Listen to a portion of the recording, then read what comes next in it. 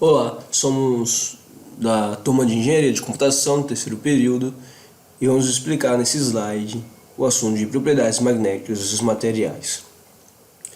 De cara vemos um ímã no lado direito, é uma representação do magnetismo, nada melhor do que um ímã para representar isso. Ao lado esquerdo, alguns tópicos que iremos falar durante esta videoaula. Bom, iniciando, os conceitos básicos são 4: força, dipolos, momento e campo. E irei explicar cada um deles: força, dipolos, momento e campo. E é uma figura representando o momento, para melhor entendimento. Bom, vamos para a força. Força, um dos conceitos básicos. Forças magnéticas aparecem quando partículas eletricamente carregadas não neutras se movimentam. Aí onde entram os dipolos agora? Agora aqui, ó. As linhas de força saem do polo norte em direção ao polo sul. Repetindo, forças magnéticas aparecem quando partículas eletricamente carregadas não neutras se movimentam. As linhas de força saem do polo norte em direção ao polo sul. Os dipolos magnéticos são análogos aos dipolos elétricos e podem ser imaginados como pequenas barras compostas de polo norte e polo sul. Mais uma vez, os dipolos magnéticos são análogos aos dipolos elétricos e podem ser imaginados como pequenas barras compostas de polo norte e de polo sul. O momento e o campo. O momento magnético é um vetor que, em presença de um campo magnético, relaciona-se com um torque de alienação de ambos os vetores no ponto no qual se situa o elemento. O vetor de campo magnético a utilizar-se é o Tesla. Enfim, o campo. Ao chegar ao campo, o campo magnético, podemos denominar esse campo como H, uma suposição, um nome para ele, é gerado pela passagem de uma corrente, também algum nome, vamos dar uma corrente I, por uma espira cilíndrica de comprimento L e contendo N voltas. O campo magnético é medido em termos de fluxo magnético no vácuo. Aqui é um exemplo aqui de momentos magnéticos.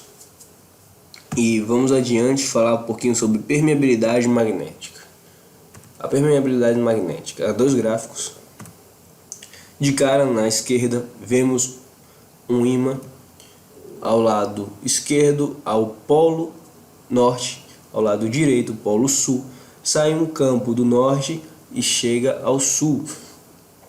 Esse campo atravessa o ferro doce em cima, abaixo atravessa o vidro.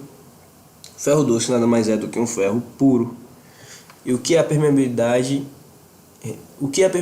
é de verdade? Então, a permeabilidade magnética está relacionada com a intensidade de magnetização. Então, está relacionada com a intensidade de magnetização. Esta varia em função da intensidade do campo aplicado. As permeabilidades medem a facilidade com que o campo magnético pode ser introduzido em um material sob a ação de um campo externo. O gráfico à direita vai mostrar algumas permeabilidades de alguns materiais, permeabilidades magnéticas de alguns materiais, a qual foi citado na imagem da esquerda o ferro doce, já também citada a esta imagem da direita, com suas respectivas permeabilidades magnéticas. Você pode ver ela 0,5 vezes 10 a 3. Isso é mais em questão de informação. Vamos adiante. Domínios magnéticos. Vou mostrar também duas imagens. Temos essa, à esquerda e à direita, o ferro e o cobalto. Bom, os domínios magnéticos. Os domínios magnéticos são regiões de estrutura do material onde todos os átomos cooperam magneticamente, ou seja, são as zonas de magnetização espontânea. Quando um campo magnético é aplicado, os domínios magnéticos tendem a se alinhar com o campo, e então o material exibe propriedades magnéticas. Os domínios de uma substância ferromagnética desmagnetização polarizados ao longo do eixo do cristal. Os sinais de ponto apresentam setas saindo e entrando no monitor, respectivamente. Aqui a imagem do ferro e do cobalto. Nota-se à direita o cobalto, como eles são alinhados, como eles são verticalmente, são linhas retas, enquanto do ferro a gente vê algumas ranhuras, como foi dito, não é alinhado, ele não é uma linha reta. Nota-se claramente no cobalto a diferença do cobalto com o do ferro. Eu não vou frisar muito no domínio magnético, por causa da questão do tempo. Eu vou pular para o ponto de Curie, que nada mais é Curie pelo nome do pesquisador físico. Bom, o ponto de Curie nada mais é do que foi colocado um material magnético. Ao esquentá-lo, ao chegar a certa temperatura, ele perdeu suas funções magnéticas. Aqui a nossa imagem à direita representa alguns materiais e algumas temperaturas ao lado. Essas temperaturas é a temperatura de Curie, onde ao chegar a essas temperaturas ele perde suas funções magnéticas. O ferro, bom, não vou citar todos, vamos adiante. Então, ponto de Curie é simplesmente, de uma forma mais clara e direta, é isso. Mas eu posso explicar um pouco melhor. Algo mais explicativo. Bom, vamos. Agora eu vou falar um pouquinho mais sobre o ponto de Curie, só frisando um pouco mais, na verdade. Então, o material, quando aquecido, perde as suas propriedades magnéticas, pois o calor provoca um desarranjo na disposição das suas partículas. Como consequência, acima de uma determinada temperatura, os condutores perdem suas propriedades magnéticas. Esta temperatura é constante para cada substância, é denominada temperatura de Curie ou ponto de Curie. Nessa temperatura, os materiais perdem suas propriedades ferromagnéticas. Esta transição é reversível através do resfriamento do material. Eu não vou prender muito a esse slide, eu já vou passando para o próximo tópico, que é magnetização. A magnetização, ou magnetismo, é a parte da física que estuda os materiais magnéticos, ou seja, que estuda materiais capazes de atrair ou repelir outros que ocorrem com materiais eletricamente carregados. Temos a esterese e vamos frisar dois pontos de esterese, que é a esterese magnética e o ciclo de esterese. A esterese é a tendência de um material ou sistema de conservar suas propriedades na ausência de um estímulo que o gerou. Quando o campo magnético aplicado em um material ferromagnético for aumentado até a saturação e em seguida for diminuído a densidade do fluxo, não diminui tão rapidamente quanto o campo. Dessa forma, quando o campo chega a zero, ainda existe uma densidade de fluxo permanente.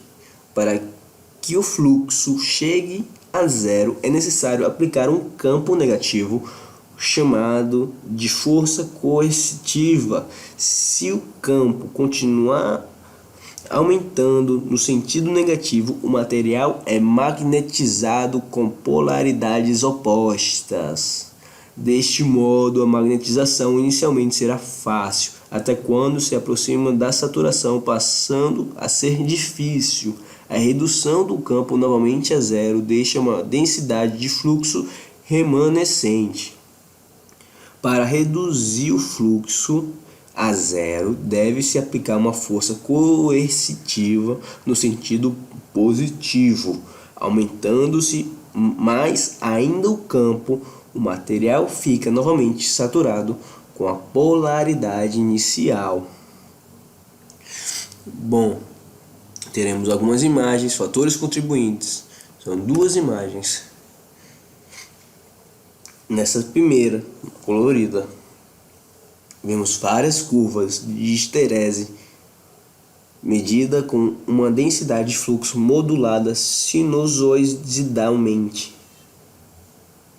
Bom, é uma palavra complicada, mas repetindo, ela é modulada sinusoidalmente, de acordo com sua frequência.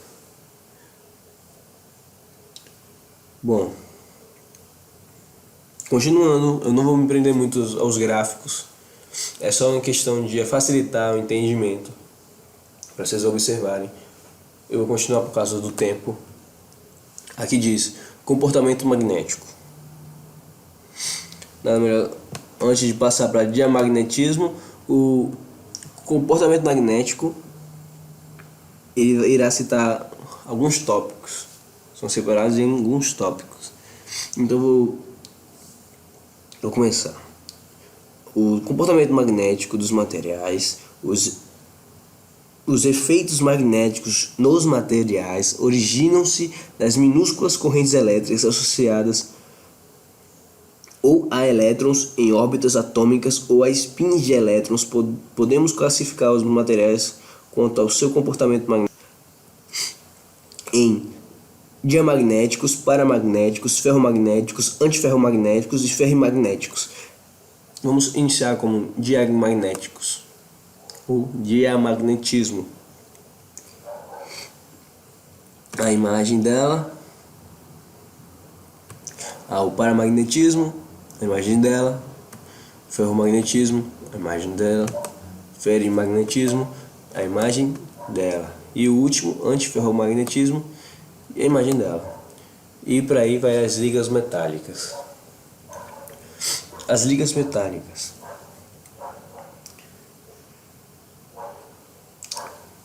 Separado por duras e macias.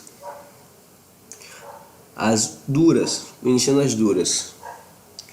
Acho que tem um gráfico aqui também, onde a esquerda é a macia, a direita são as duras.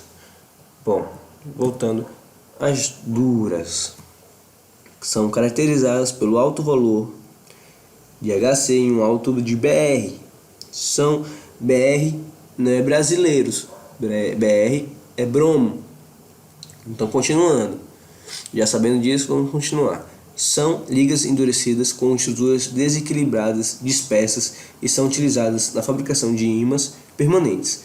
Bom, algum exemplo de ligas duras são as ferritas cerâmicas e tem, bom, são muitas, mas eu vou simplificar essa aqui. São ferritas cerâmicas. As maiorias dos materiais magnéticos duros é constituída de ferromagnéticos. Ligas macias, já vou começar pelo exemplo. As ligas macias, alguns exemplos são aço auxílico, ferro puro, ferrita cúbicas do tipo espinélio. Bom, você pode encontrar em geradores, motores elétricos e transformadores. Ele apresenta o HC de baixo valor e pequenas perdas de histerese e baixo BR. São ligas organizadas, geralmente metais puros com boa qualidade estrutural. São empregados como ligas e serem submetidas à magnetização alternada. E esse foi mais uma aula, e esse vídeo explicativo é da turma de Engenharia de Computação do terceiro período, e agradecemos a todos que escutaram.